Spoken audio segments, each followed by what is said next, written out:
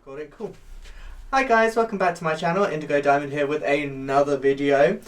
Here to talk about the latest episode of season 14. How did I forget what we were talking about then? I don't know.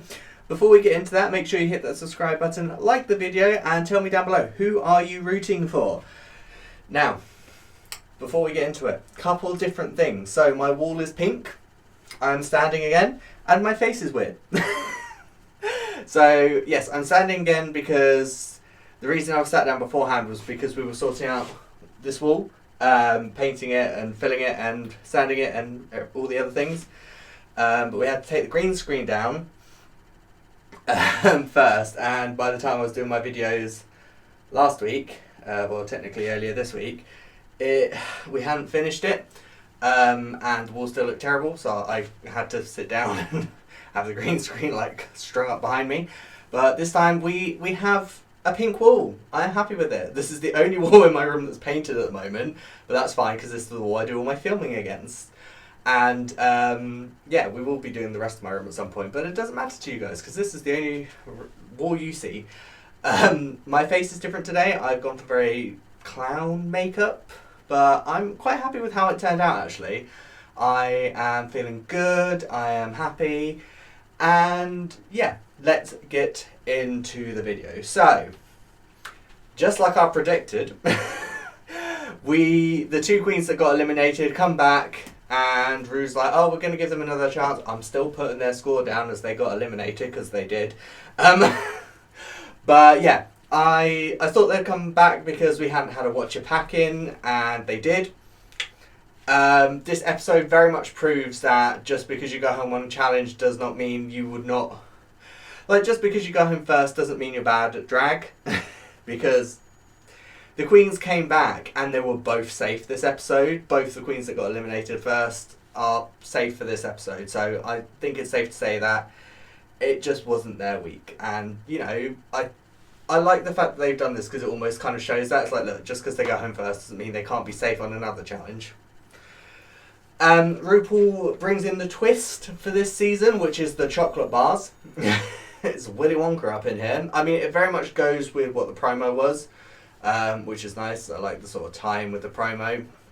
So essentially, all the queens get to pick a chocolate bar. Only one of those chocolate bars has a golden ticket. Now, if you get eliminated, like if you lose the lip sync and your chocolate bar has the golden ticket in, it means you get to continue in the competition. Now, I was having quite fun with this because I started going, so in theory, someone could have that chocolate bar and it could never be used. It could never come up in the entire competition. Because either the person that has it could never end up in the bottom two, or they could end up in the bottom two, but every time they're in the bottom two, they win their lip sync. At that point, there was no need for it. It never came up. So it will be interesting to see if it does get used at all in the competition, or if it's this thing where it's like every queen that gets eliminated just has a chocolate instead of the golden ticket. So we will see. Obviously, it didn't happen this episode. I'm quite grateful for that because like, it would be really rubbish to be used up in the very first episode. Just saying. So this was the ball challenge. I'm intrigued that they did the ball challenge with every queen there, because each queen had to do 3 looks and each queen had to make a look. Like, that's a lot of looks to go through on a runway, so we're not going through all the looks because I'm not doing that. Not only that, but I didn't like most of them. So it would be pointless because I'd just be sat here going, didn't like this, didn't like this, didn't like this. There were some of them that I liked, but there was like one-off things, so yeah, it would just be a video of me going, don't like it. So let's talk about some happier stuff. Well, I say happier, not really happier, but some other stuff that I can talk about. So Kerri, Colby and Kornbread were having a conversation about like their home life and stuff like that. And Kornbread, sort of the entire time Kerri was talking, was just like crying, tearing up and that. It was really hard to watch. I've just felt really sad. I just wanted to give Kornbread a massive hug the entire time. But essentially Kornbread was saying that, you know, they left their family when they were in high school They went to stay with one of their like dramatics friends, I think. But like she had been gone for like, was it like a few weeks or a few months? She'd been gone for a time, and it's like her family hadn't looked for her. But she was like, I didn't feel comfortable being at home. I didn't feel like I could be myself, sort of thing. And it's so heartbreaking to hear these stories, because it's like no one should have to go through that. You should be able to be yourself. You should be able to be supported by your family and your loved ones. They shouldn't be like, oh, you're gay, oh, you're trans, whatever the situation with your sexuality, with who you are, and be like, no, we can't have that in our household. They should be like, I brought you into this world, I love you. If that's who you are, that's who you are. That should be how it is. It breaks my heart that... I mean, obviously, like, Kornbread's not the youngest in the cast, but it just breaks my heart that we're now in 2022. I mean, obviously, this was filmed in 2021. But it breaks my heart that these queens are still coming in with these stories. You see things all over Facebook, the news, all things like that about people being beaten up because of their sexuality and stuff like that, or people being beaten up because of the colour of their skin, and it's like, why? What purpose does it serve? Why do you feel like that person deserves to be killed, deserves to be beaten up because of who they are, because of their sexuality, because of the colour of their skin, because they were born into the wrong body? I can't fathom why people think that that's okay, or why people think that these people deserve that. They don't. It breaks my heart. It really does. I mean, I didn't have the best experience growing up. I will say that now, but my experience growing up was nowhere near any as bad as any of these queens. Like, that seemed to be abandoned, kicked out of their homes. It's not right. It's not okay. And as a race, we need to do better. Hate just begets more hate, and it needs to stop, because these people don't deserve it. And these are only the people that are on the TV. I mean, there's going to be millions of people that just deal with this on a daily basis who, for the most part, probably just think this is normal. Like, if they're being abused for one thing or another, they probably just think it's normal because it's all they've ever known. But, rant over, maybe. We'll see. See how I feel later on in the video, who knows. Yeah, it was very emotional. Kornbread did actually have to leave at one point during the conversation, and then she came back, and bless her, I do really appreciate what Kerri did. Kerri was like, that's fine, let's just focus on getting painted, focus on the challenge sort of thing. We won't go into that. I really appreciate that, because she could have easily been like, look, let's talk about it, let's just, go through the issue sort of thing. But she didn't. She went, no, this is clearly an uncomfortable situation. We've got something to do. Let's focus on that. Which I really appreciate. I'm loving Kerri Colby so much. Like, her personality's great. She just seems like such a nice person, and same with Kornbread. I'm loving Kornbread. I mean, I can't say there's really any of the queens that I'm like, I really don't like you. Maybe one, but we'll get to that in a minute. So, winner of the challenge, Willow Pill. I'm not mad that she won. I'm perfectly fine that she won. Me personally, I probably would have given it to Angeria again. And I think it's just because personally I preferred Angeria's looks over Willow's, but I still like like a couple at least of Willow's looks, so I'm not mad that she won. Far from it.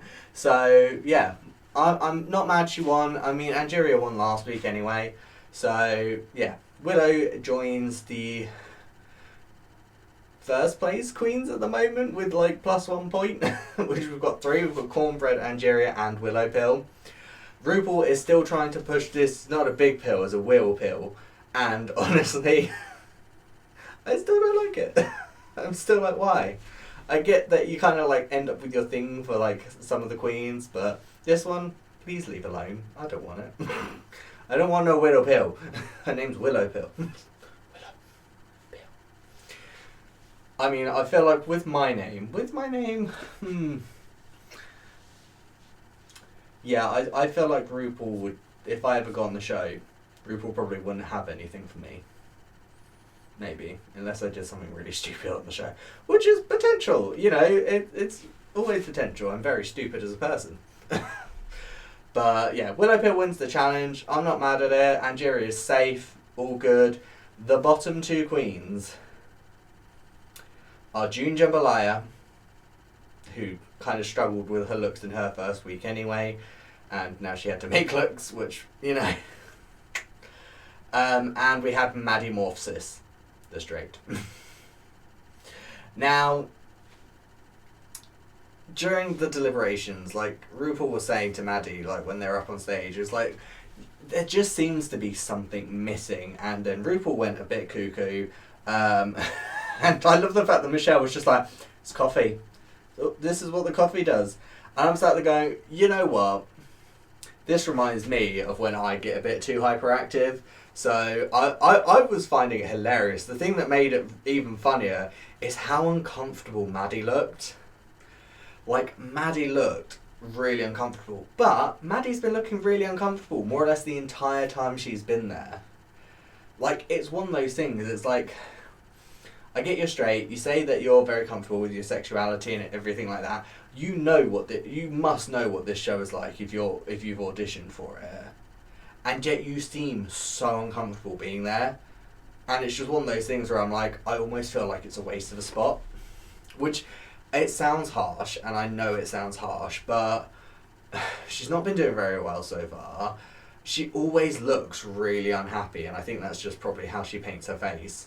And she just looks uncomfortable, whereas all the other queens, yes, they're a bit uncomfortable because of the situation, but like interactions with people and things like that, they're fine. Like, they just seem like they're being themselves, they're just living their best lives, and Maddy just looks terrified. She just looks out of place, and I think that's possibly because of the fact that she's straight. You know, she's clearly just not really meant to be there. Maybe, I don't know. Don't hate me, don't cancel me. It's probably true. It's my opinion, okay? We're all allowed to have our opinions. You know, they always say opinions are like assholes. Everyone has them. But yeah, I've not seen that thing that meant that Maddy should have been on the show. My laugh says RuPaul's probably got this tick box. Is that right?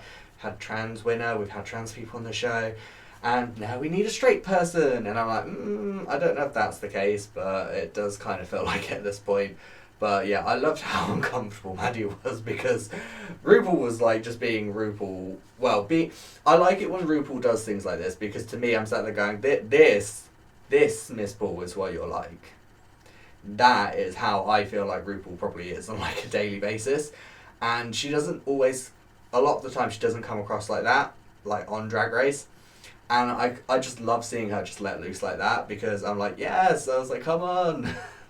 Let's just go crazy, because I'm a bit crazy. So, you know, I like seeing people go crazy, because it makes me feel, it's weird, because it makes other people feel uncomfortable. It makes me feel comfortable. I'm like, yes, I'm good. This is what I'm here for. This right here. But yeah, so Maddy won the lip sync, and I've got a knot in my hair, and it's really doing my knot in. It's really doing my knot in. I'm on one today, apparently. Who knows why?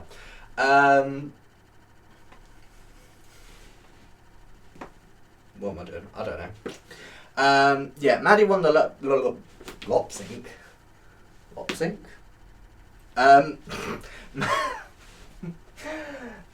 Maddy won the lip sync. Do I agree? Sure. I don't know. She did fine. It was fine. So Maddy is safe to slay another week. Maddy is safe to butter another week, maybe. I don't know. She's safe to just be there for another week at this point, I think. And yet we're only in the second episode she was in. Ooh, it's gonna go well. Jesus Jesus Christ. This is turning into... Wow, it's gone weird today. Which means, unfortunately, June Jumbalaya is the one that's going to be eliminated, but she has her chocolate bar. Is it going to do anything? No, because it's just a chocolate bar. There's no golden ticket. All she has is something to eat in the taxi ride back to the hotel. Very serious. I'm sad to see June go. One, because I did find him quite attractive out of drag. Two, it's always sad to see a queen go, and I feel like she had more to offer. It's just a shame that it came down to the looks. So, it is what it is. At the moment, I'm really liking Kornbread and Angeria. I think they're like two of my yes, I want you to go all the way. I like Willow. I'm not sure her looks are really my speed yet. Who knows, maybe she'll come up with something that I'll be like, oh, I love that. But so far, the looks not so much. Personality, yes, I'm here for Willow personality-wise. I don't know why I end up standing so far that way. I like to stand in the middle. But Kerri, I like Kerri, but I like Kerri because her personality. There's not really anything drag-wise that I'm like, yes, yet. Again, it's only the second episode she's been in. So, we shall see. She might do better in some of the other challenges. It might just be that so far it's just been a bit... But yeah, Angeria, Kornbread, Willow, I think are my three that I'm oh yes, let's get you to the end. Let me know down below, who are you rooting for?